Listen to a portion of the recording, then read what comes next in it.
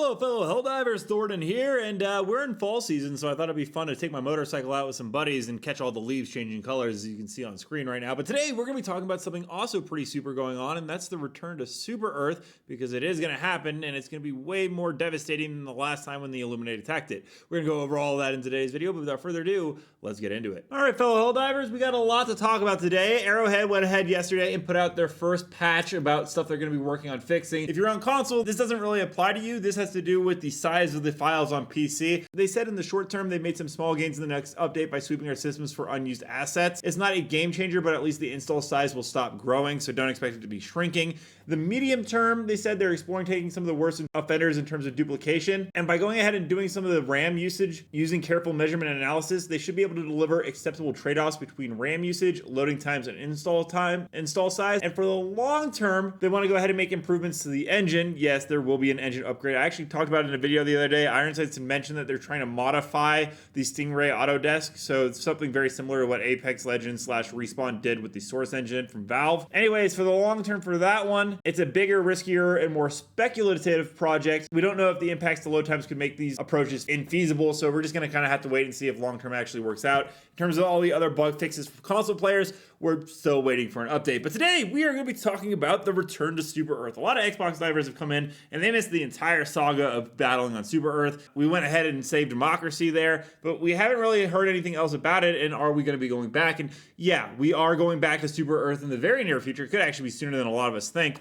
There are subtitles in the game files right here where it says all of our enemies are driving towards Super Earth. That's what happens when you create a shining beacon of freedom. All the vermin scuttle towards it. All three of our enemies attack at the same time. We must stop them. All three factions surge towards Super Earth in sudden synchronicity to freedom's enemies now act. And this actually lines up with something that Ironsights had told us a while ago about how the fact that a planet can be attacked by multiple different enemy factions at the same time. So I assume that this is going to be the new addition to the gameplay loop they add in when we go back to Super Earth. And if you're like, well, those are subtitle files, maybe it never happens. Recently, after the whole Illuminate invasion, they actually updated some stuff in the files for Monsolar Tower, which was a Super Earth asset. So they're actually still working on new assets to bring to Super Earth. And there's going to be a whole storyline and plot development with the president of Super Earth who got KIA'd, but through managed democracy, we elected a new one. And I think something's going to happen with the new one that we've elected and the president's made. We're going to go over all of that. So let's dive into what we can be expecting when we return to Super Earth to defend it against multiple different factions. And Asunder actually went ahead and showed some stuff that was in the game files back in February that were then removed, and we're still waiting to come back, nor do I think a lot of other people have. And there's some pretty cool stuff such as the city skyscraper. This thing is absolutely massive, and he was able to actually show us some stuff down below as well where we might be interacting. There's this column that says democracy and equality, and also Monsolar headquarters. It is interesting to see. Along with that, it has a very special plaque that says Capital Tower of Super Earth, dedicated to the memory of all who gave their lives for our country and to our heroes whom continue to make the ultimate sacrifice to protect our freedom and sacred way of life. Then there is a quote from Hannah, former president of Super Earth, which is going to be pretty interesting because we're going to talk a little bit about presidents and what it might mean. He went ahead and shared this war room briefing, which was also something found in the files, but it's going to be important. It's going to relate to today's video a little bit. As we know, this is the supreme commander-in-chief of the Super Earth army, and it says your home is under attack, millions dead, situation room, a lot of stuff going on. We've already talked about on this channel, there is a president's mansion right here that is going to be in the game that we have to defend on Super Earth. We know this because actually Ironsights did let us know that there is going to be a protect the president objective coming in the game, meaning that we are going to have to protect the president. But it gets even more interesting because it looks like the president is actually going to be someone we select. Ironsights showed us a bunch of presidential stratagems that are granted upon electing a president. There's medical supplies, SOS, resupply, Patriot exosuit, orbital airburst, orbital Gatling, and Eagle airstrike. They have lower cooldowns, which seems like it's going to be tied into this objective. How we're actually going to go ahead and vote for a president with the game is going to be one of the more interesting things. Maybe we all go ahead and do a poll on our fleet ships, or maybe they give us a major order where two different candidates go ahead and give us two different major orders, and whichever one we complete is the one that we decide wants to be our president. Those would, in my opinion,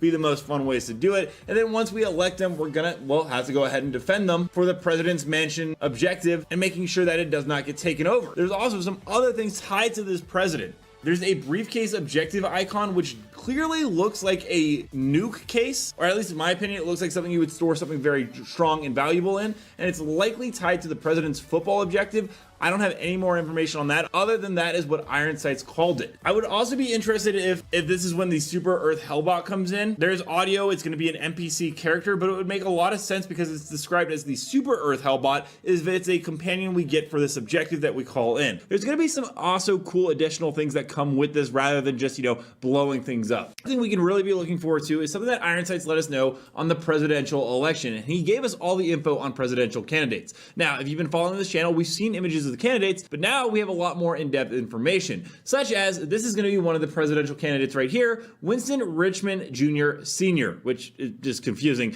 But regardless, he gave us some background information, such as this gentleman will be a part of the Justice Party, ulterior corporation, and focuses on medical policies, which I did not actually expect. There will also be slogans for each candidate, such as Tier 1 for this gentleman is going to be justice for all cannot exist without the all. Tier 2 is by focusing on medical advancement, you can get more you out of you, and Tier 3, Super Earth can defeat any foe so long as its citizens are dedicated to the cause. Your vote, our protection. I kind of wonder if this will be part of the clan stratagem that actually brings down the med packs if we elect this guy. I think maybe each candidate brings in its own firepower depending on who we elect. Now, going on, there is going to be this lady right here, known as Gun Ingbrit Morgensdorter. Anyways, they are part of the Freedom Party. The Stroman Corporation is who they belong to, and they focuses on the right to bear arms, which, kind of is given away by the giant image of the weapon she's holding. Her slogans are, as long as the alien menace thrives, we can never truly be free. Tier 2 is a gun in every hand means a soldier in every home, and Tier 3, there exists nothing in this galaxy more powerful than a well-armed citizen of Super Earth. So I imagine she is going to be bringing some weaponry if we elect her.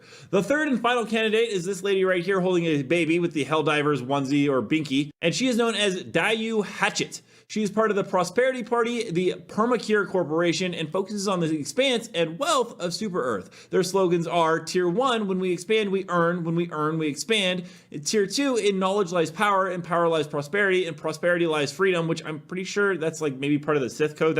I feel like that's directly taken from the Sith code and played with. Regardless, Tier 3 is also prosperity means better weapons, better medicine, and better democracy. All that being said, that's pretty much everything we know so far on Super Earth. We're gonna go ahead and play some community clips now. Don't forget to follow me on Thornton Smash on Twitter and submit your own clips if you ever want to see any of your gameplay in the videos. Without further ado, let's roll it.